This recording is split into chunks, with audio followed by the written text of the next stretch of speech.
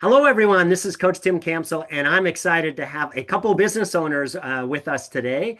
Something unique about my guests are, first of all, Ken likes to cook, and Larry has dual citizenship as he was born in France. In their downtime, Ken enjoys spending time with his family, as well as golfing with his brother and friends, and Larry enjoys reading. And in terms of what they're most proud of, for Ken, it's having started business that provides good jobs for the folks that work there. And for Larry, it's how his wife and he has raised their children. It's my pleasure to welcome Larry and Ken to the show. Hi, guys. Hey, Tim, thanks for having us. Awesome. All right. So I'd love to start with um, having you share a little bit of your personal story. We're super excited to hear about you guys and your and the business, but let's start with personal. So I'll have you both introduce yourself, tell us your full name and a little bit of your background, like where you were born and live and about your family. So who'd like to go first? I'll let the older brother go first. Better looking one, smarter one. Yeah, I'm Larry Barthuly. Um, I was, like Tim said, I was born in France on an Air Force base. And so I do have dual citizenship.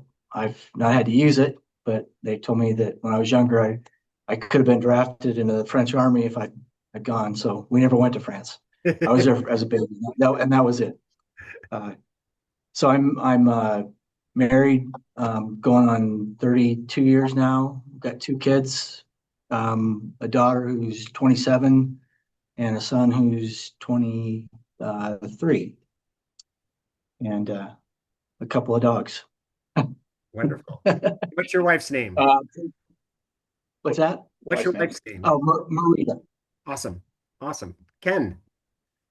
Ken Barley. I was born nowhere near France. I was born in the middle of America, Mason City, Iowa. The only interesting tidbit about that is that's where the music died. If anybody knows about Buddy Holly and his plane crash, that was Hmm. probably 10 miles from my hospital that I was born in. But I currently reside in Carmel, Indiana with my wife, Lisa, our three children. I've got three daughters, 25, 23, and 21, and two awesome golden retrievers. Wonderful. Well, hey guys, I'm sure this next question you're not going to have any stories because you guys don't seem like you would ever do anything funny. But is there is there a funny story that your family likes to tell about you that you'd be willing to share with us today? I thought about that, and there's probably nothing that I would want to share with the rest of the world. Not that this is being broadcast to the world, but you being from Canada, I was thinking about this. We my brothers and I and our father go up to Canada every other year, and so it's a fishing story. But ultimately, I was with my dad, and he's elderly, so I was helping him, get a bass off of the fishing pole, and I had my line in the water at the same time, and he had a pretty big bass on there, so I was trying to help him out, being a good son. And I felt my pole hit my leg, and I'm like, "What the heck is that?" And I get the fish off for my dad, and I look down, and as I look down, the fishing pole is going into the water quickly, and I'm diving after this thing. And had my dad not been in the boat with me, I didn't want to kill my dad, have him dump over the water. So I literally watched this fishing pole go underneath a log. So somewhere in northern Ontario, there's a fish swimming around with a fishing pole and a hook in his mouth. That's the only funny story I could think of, especially when I was thinking about you being from Canada. I love it. Thank you. Larry, how about you?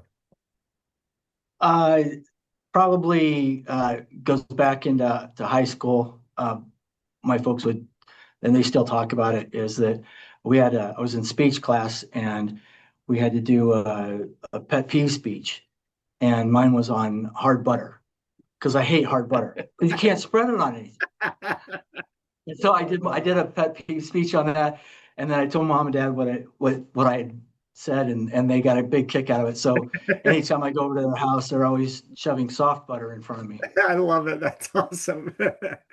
Well, thank you It's fun. guys. Let's shift gears a little bit and talk about the business. So, how'd the business come about, and at what point did you guys have the confidence that you could run your own business?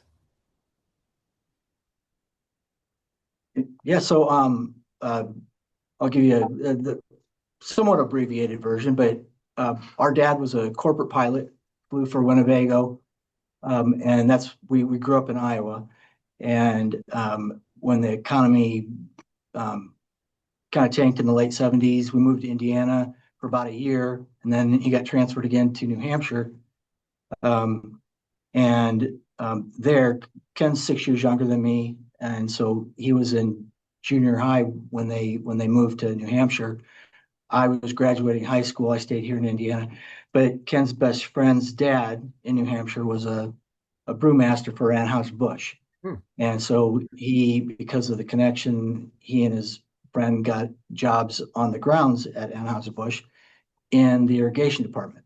So Ken worked doing irrigation in the summers in New Hampshire, and I spent a summer there as well, worked in irrigation.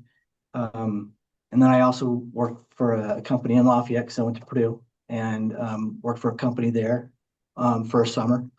And then after I graduated, I was out of it was just in insurance. So I did insurance for about 6 years, and then mom and dad moved back.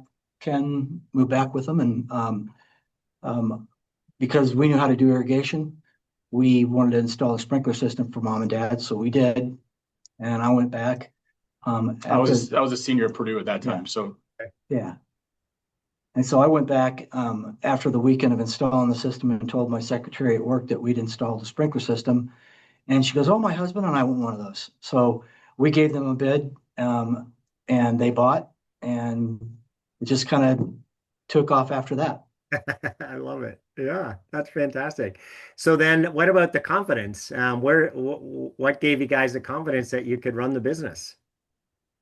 I think we were always confident. We had worries just the same way anybody would normally have worries, but I think Larry and I we were raised by good parents. We had faith. We were raised with faith. So I think that was a big part of kind of where we Yeah. found our compass, in terms of our confidence. I think that was just a byfactor of us having confidence in each other and knowing that we're pretty our work ethic is very similar. I was just going to say that, yeah. And when you've got somebody that you're working next to that has the same work ethic as you, we gleaned a lot of confidence from one another. So if one of us was down or feeling worried, we're like, "Hey man, we can do this. We've got this. Like, let's keep going." And so we just really put our heads down. And during that time that we were starting the company, we both it wasn't like, "Hey, we started the company and let's go." It was very different than that. I was a senior at Purdue at the time. I decided not to go back for my 5th year. I still haven't done that, but it's just part of where my journey was in doing that. And we both worked 2 different jobs. I worked as a framer, framing houses during the day, and a waiter at night, which is where I met my wife. And then on weekdays and sometimes on the weekends, we were installing irrigation systems. Larry was a custodian at his church, working still his job with insurance. And ultimately, about a couple years after we started the company, Yeah. we decided to cut bait, quit our jobs, focus on irrigation. And, as far as confidence goes, if we didn't have confidence, we wouldn't have done that. Yeah, yeah, right. So Yeah, then, I think the Ken mentioned the work ethic is we're German descent. Barthuly's German. Dad was in the military, so there's some regimented practices with that, and then you mix that with the work ethic. And our grandfather was an entrepreneur. He owned a gas station in Nebraska, so we kind of had that itch. Yeah, very cool. So tell us more about the company, guys. Say the name again. What do you guys do? How do you help people? The name is Barthuly Irrigation. At some point, we're going to go through like how do you pronounce our name, because it's been butchered all the way through. It looks like Barthuly, but it's actually pronounced Barthuly. Barthuly Irrigation. We're a full service installation and service company. We design irrigation. We take care of service for about 5,000 to 6,000 customers. Installation, we've got 5 installation crews. We really focus on our focus really is on customer service. And we really have dedicated ourselves to making sure that's not only Larry's and my focus, but that cascades down through the ranks of our company, and everybody knows that our customers are the most important part of our business. I love it. Yeah, that's a conversation we have regularly. It's just kind of like saying the word "and." I mean, customer service is just that. It's like an everyday conversation. Yeah. It's important.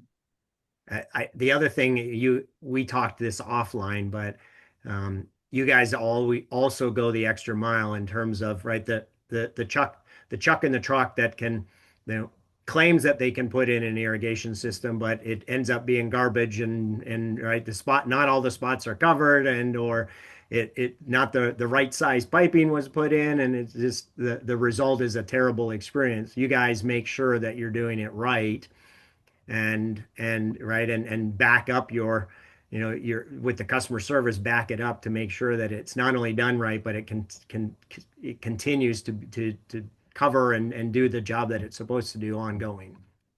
Yeah, absolutely, Tim. And I think probably how we get that message out is difficult, right? Because generally speaking, in any industry, when you've got somebody that's a one man in a truck and an established business, there's going to be some variances in price. So, educating our customers on that is probably the most difficult part, with our sales team, with our administrators in the front of the office when we're going through our price points for services. And, sometimes you'll get a customer that is angry with us because they think we're crazy for charging what we charge. But to your point, I mean, we provide a value, and we provide, if irrigation systems were easy to install, then everybody would be doing it. Well, that requires skill, that requires education, that requires leadership, and all of those things are things that we offer that maybe some of the other companies that are not so reputable do. Yeah. And we also had we had the opportunity to work with an irrigation contractor in New Hampshire, and saw how he did it there and the kind of work he did. And then we worked for the contractor in Lafayette and saw how he did, and kind of took best practices of what we felt really worked well. And then we also had education with we took several classes about installation, about design, what are the proper design and types of heads and everything to use. And so we kind of married all of that together, and estimating, and we went several classes with that so that we made sure that we were covering ourselves, and that we were going to be able to provide the best type of system for people. And that's what we do. And it's easy to cheat and not provide good service or good quality installation, because everything's underground. So customers don't really know until something goes awry, and that's usually pretty quickly after you've installed it wrong. Yes. By the way, we like those types of phone calls. When somebody says, "We used somebody else, we're sorry that we didn't use you," and it's like, we never say we told you so, but secretly in our mind we're like, we told you so. Yeah. Well, and a lot of times people will tell us that. It's like, I know you guys gave us a bid and we went with the cheaper contractor, and we get it. You get what you pay for, and now I need you to come and fix it. And and then they end up paying 2 to 3 times more than they would have in the first place. Which it's not a bad deal for us. But all right. You mentioned the word price versus value, and I think that's a big distinction, right? Like we advise our clients that you don't want to be competing on price, right? If a customer is wanting you to compete on price, they're just not a customer that you want to work with, because it's always going to be a bad relationship, right? You want the folks who understand the value that the price is providing for, right? And to your point, you get what you pay for. So we want customers who get the value prop, right? Yeah, and part of the price points for like installations is, and even for service that we do, is that we want to stay in business. And if you're a low price contractor, you're not making enough money, or you may not be making enough money to provide for your family or your Pay your employees' employees. families. And so we felt like when we went into this that this was going to be a lifelong Mm.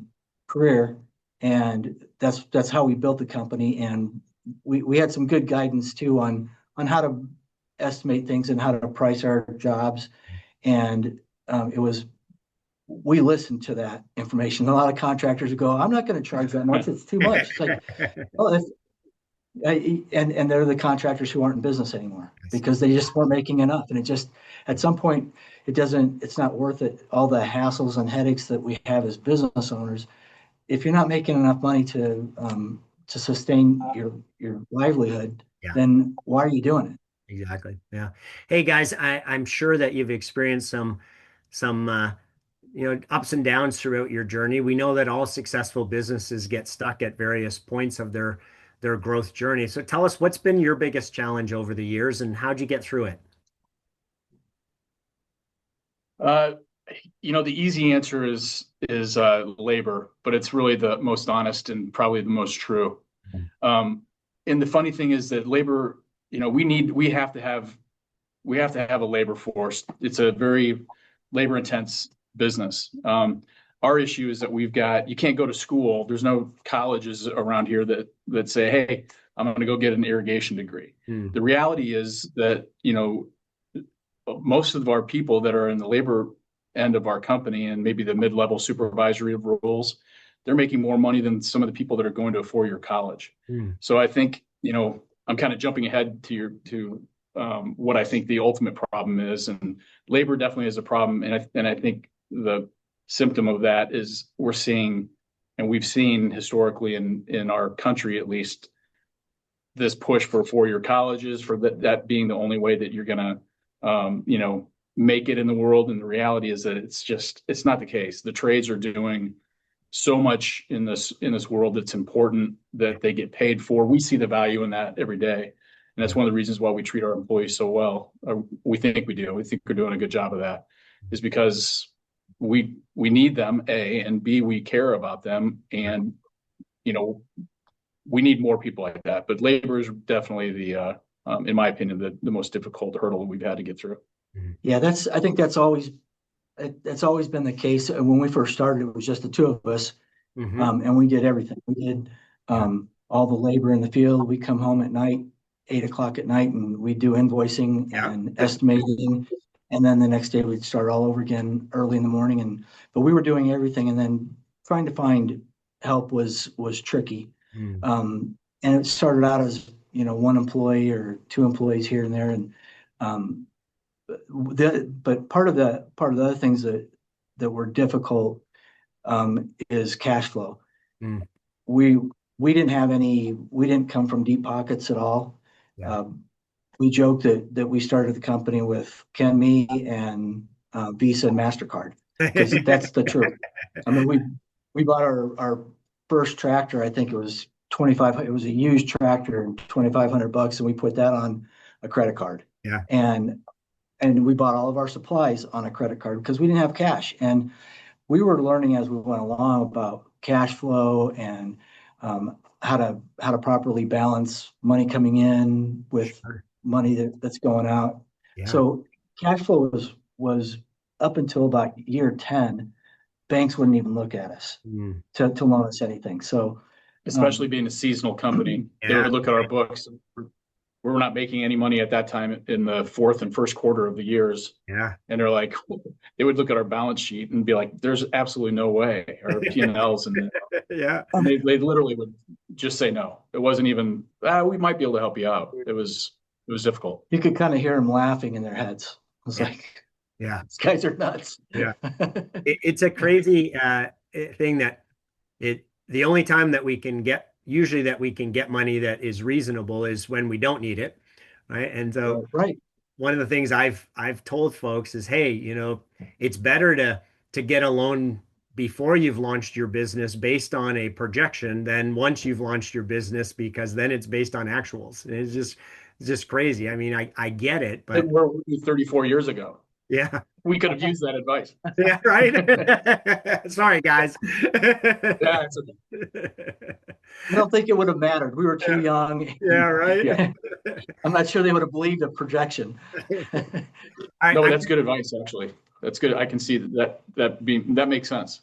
yeah, well, see, like SBA loans as an example, right? It's a you put together a well thought out business plan, and it's harder to argue the business plan, right, than it is Yeah. to argue the actuals. So, hey guys, I'm going to put Right. you on the spot here and ask you to pick um, three people that you feel have been the most beneficial in terms of being there to help your business's growth and the success that you've achieved. So who are those three people that you're most grateful for and how did they help you? So I'm going to cheat that a little bit. So I've got three my family members. So my daughters and my wife. I think, especially my wife. Yeah. Just I couldn't have done it without her. Like the effort that she put into raising the kids, and she also was a school teacher, and she worked at night as a nurse to get me, to help our family out while I was still building the company. And then, so if that's one person, the second person would be my brother. I couldn't have done it without him. We joke around about the fact that we're an old married couple. Young. We're young. We're still young.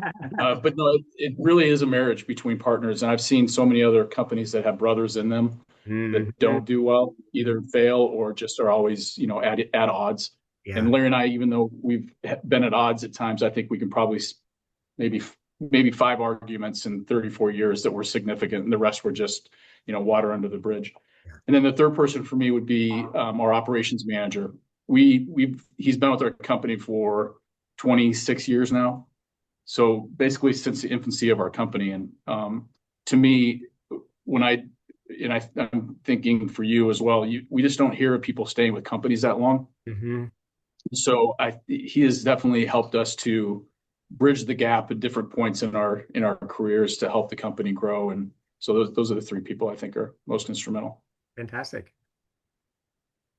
I'm fairly close to that. I will say my wife first, because she's been super supportive all along.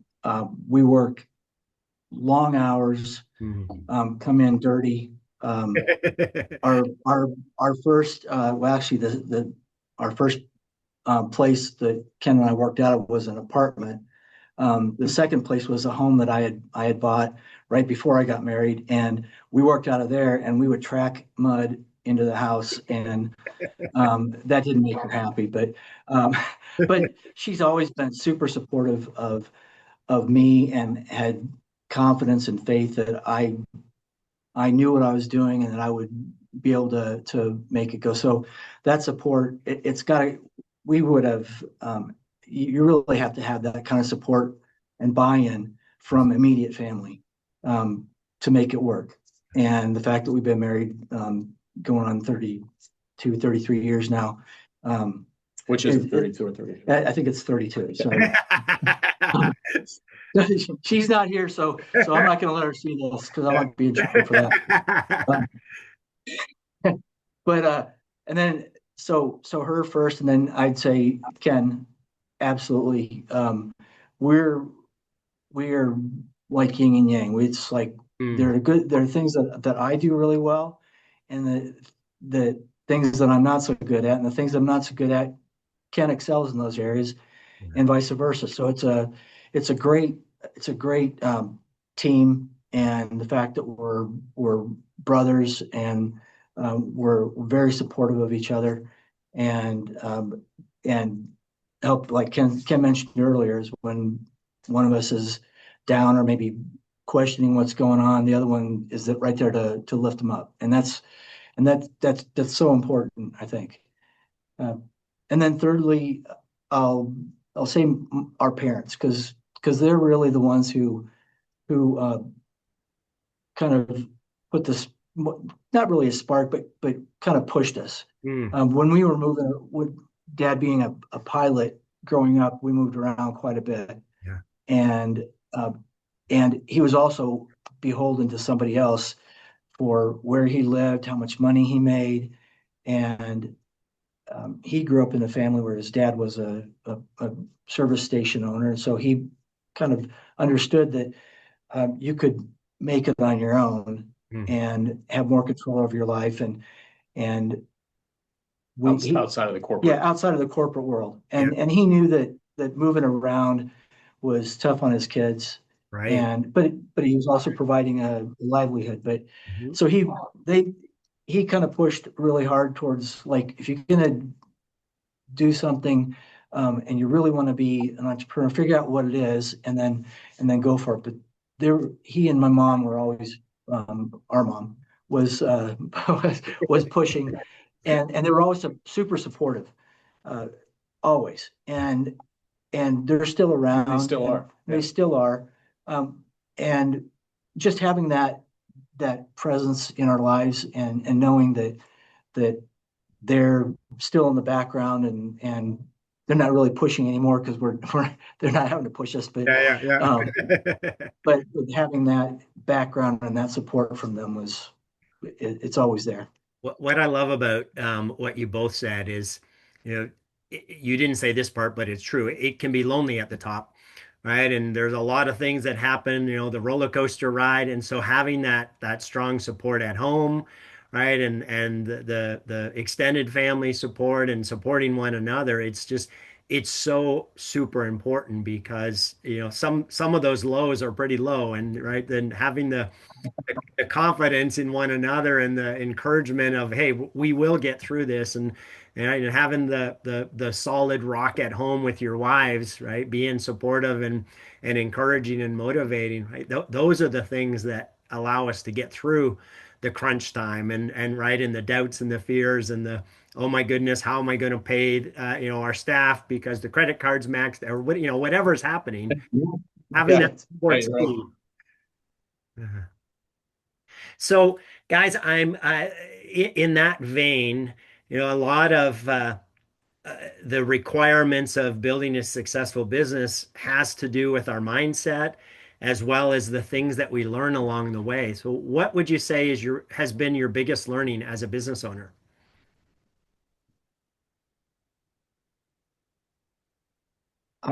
I think really how to estimate and how to price our jobs. I mean, without that kind of foundation, because the people we worked with before in irrigation, we weren't really privy to how they bid jobs or how they priced. We were just employees of those companies. So knowing how, and when we started the company and the classes that we went to, that taught us about how to estimate and how to recover all of your overhead and how to add the profit on top of that and how not to be a low bid contractor and the importance of all that. Without that kind of knowledge, it would have been pretty easy to fail. Because it's tough to recover all of your overhead.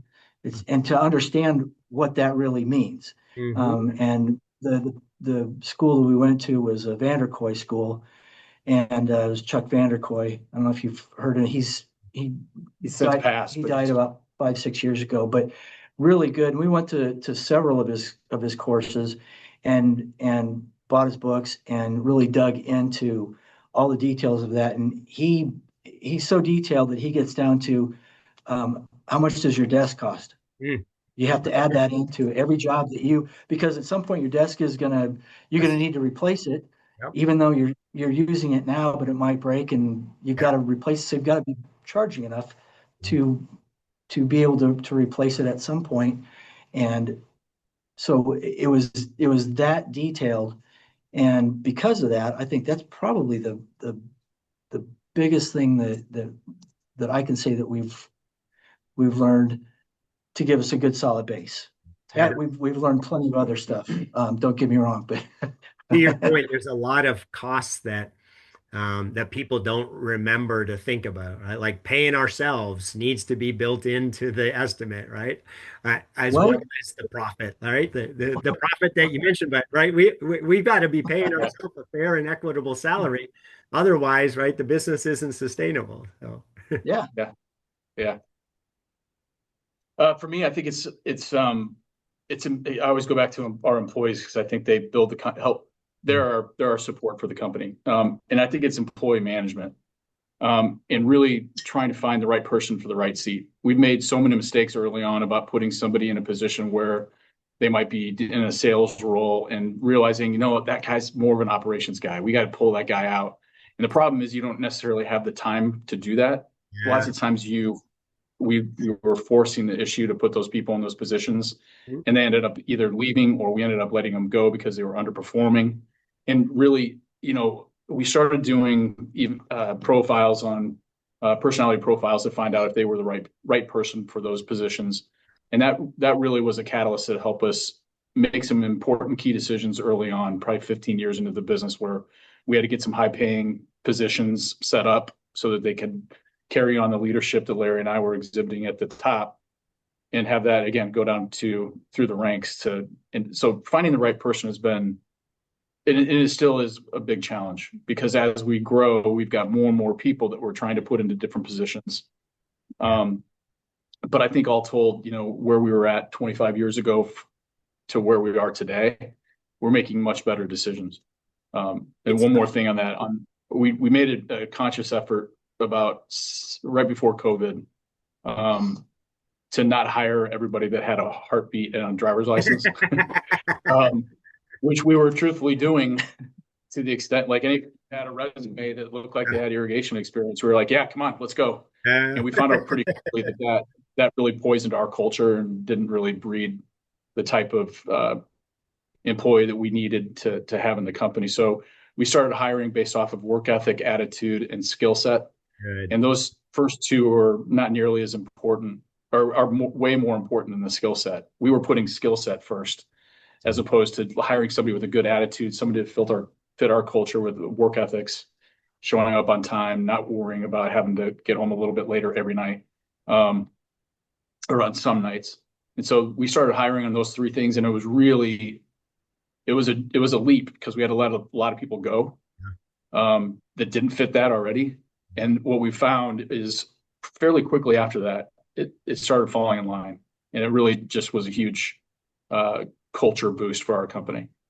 It's a mistake that a lot of folks unintentionally make, right? It seems intuitive that we should be hiring for skills, but skills can be taught. Cultural fit can't, right? You either fit the Right. culture or you don't. So Right. and we've That's all true. had experiences like you said where we've brought somebody on, right, that we're like, well, I'm desperate, I need it to work out, so I'm going to bring on this person, and then, oh my goodness, that was a bad idea. Yeah. Well, and we've had people too, where because we'll give people plenty of rope to move and give them multiple chances, because we're not perfect, and no one's perfect, so we don't expect that. We expect you kind of learn from your mistakes, but we'll offer multiple chances for you to succeed, because we really want that in employees. And some people just don't have that mentality in them. It's like they don't care. Yep. And so when we've had situations like that, and we've kept somebody on and they've way overstayed their welcome, as soon as we let them go, first of all, we start seeing all kinds of things that they were doing that were wrong, Yeah. or were not doing. Yes. But everybody just, you can feel it. It's like a palpable sigh of relief Yes.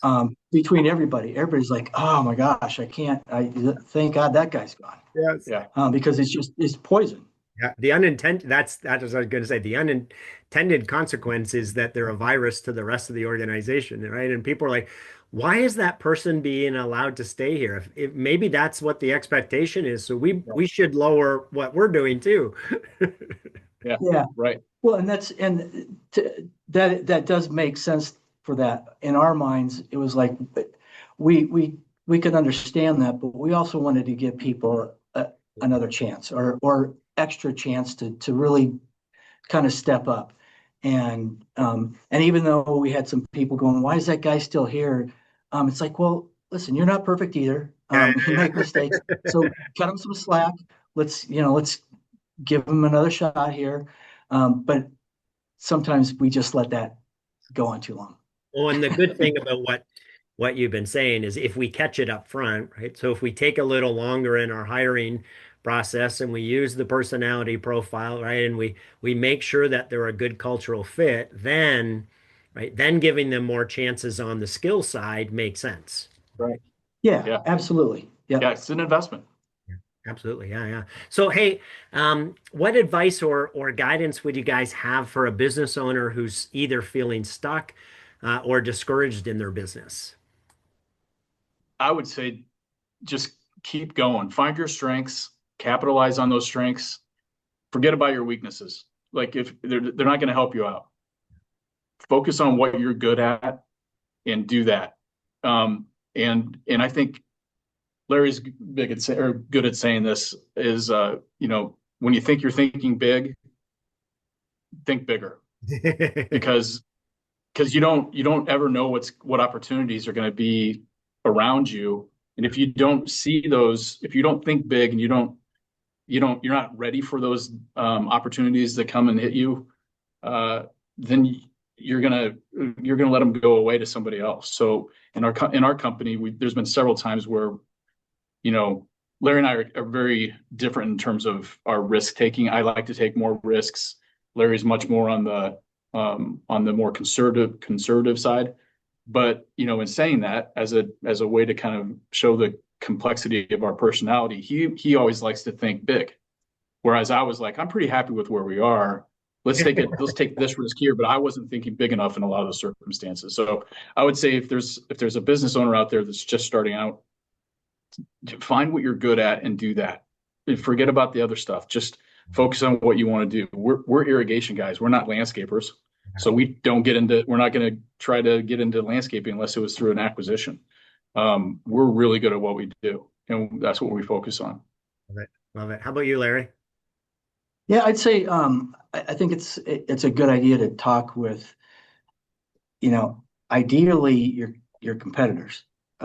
Your competitors aren't always in different businesses, aren't necessarily your friends, and they may not give you the kind of advice that you really want. But our industry in the green industry, we have some really good friends who are our direct competitors, and we become friends with them, and they have helped us become better at operating our business because they had one or two different things that they said to us, and we kind of listened to that and fine-tuned it to what we wanted and what worked for us. But we didn't set out, and we still don't today. We don't think that we can just do this by ourselves. And so talking with, whether it's your competitors or whether it's you could talk to competitors in different markets even, but today there's plenty of resources for you to find someone that can help you with your business, whether it's consulting or business coaching. Business coaching, Tim. Contact Tim. I'll plug for you. I appreciate the plug, guys. Yeah. Yeah, I think that's talking with your competitors. Sorry. Yeah. I was just going to say, that word co-opetition, right? So if we have an abundance mentality, we then know there's way more than enough to go around, and why not help one another? Right? Yeah. And in some industries, even in our industry, you've got people that don't want to share anything because they think it's proprietary, or they're protecting their business, which we appreciate, we understand, but it's much more.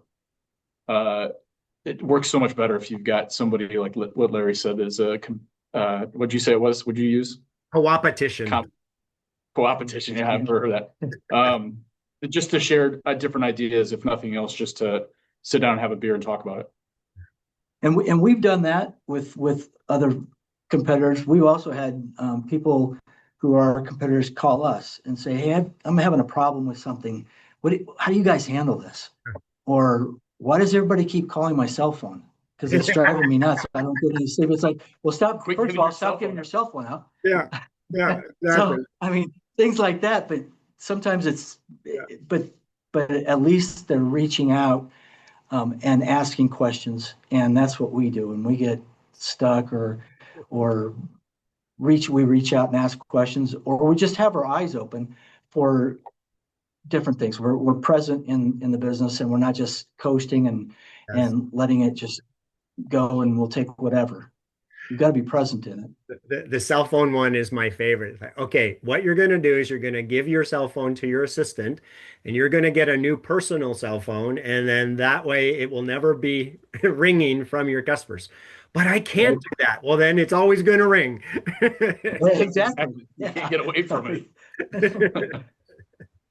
So, guys, it sounds like you've been blessed with some incredible people in your business journey. If they were all here today, what would you want to say to them? Well, ironically, there's one that helped us start. It was I'll give the very brief story of this, but when we were starting off, speaking about colleagues, we had an irrigation guy who was very well established at that time, who had projects that he couldn't handle, and our distributor at the time, who was very helpful and instrumental in our company, said, "Hey, these two brothers are starting a company. Can you give them some work?" So ultimately he did, and it helped kind of bolster some of our knowledge and also some of the projects that we're working on. We just saw that guy. He's getting ready to retire at a golf outing. He's not retiring at a golf outing. I saw him at a golf outing. He mentioned he was retiring. And so I literally told him how thankful I was that he had helped us start. And because it was kind of a melancholy moment for him, he was getting ready to kind of exit. And I wanted him to know from my mouth that I appreciated everything he'd done. So I said, thank you. Very cool. Yeah. And I think if you put them all in the room, people that we'd be, what we would say, people that we're grateful for, it would be really all of our employees, present, past, and our families, our distributors, the competitors, all those people. It's like, I think again, Ken said it, a big thank you, because it is a great business. It's provided great livelihoods for us, for our families, and for our employees and their families. And nobody does it all on their own. And even if it's somebody who's worked here for a week and they didn't like it, but they helped us install one sprinkler system. That's one sprinkler system more than we had the day before, and that's important. It's all little steps, and so a big thank you to all those people that are involved in our past lives and present. Guys, I appreciate your heart and in sharing your story today. Thanks so much for being on the show. Yeah. Tim, thanks for having us. Thank you. Appreciate it. Thanks for listening to the Self-Made is a Myth show. Please help spread this movement by liking and subscribing to our show and following us on Facebook and LinkedIn. To join our movement, go to bemadtogether.com. Okay, folks, that's a wrap. Please pay it forward and be sure to tune in next time to the Self-Made is a Myth podcast.